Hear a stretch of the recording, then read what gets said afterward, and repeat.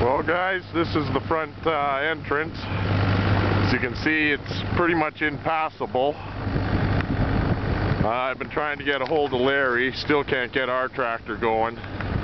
So hopefully he can come down and cut a path to here. If I go through the field, truck's taking a little bit of a snow pounding, but if I go through the field, I might be able to make it up to the house.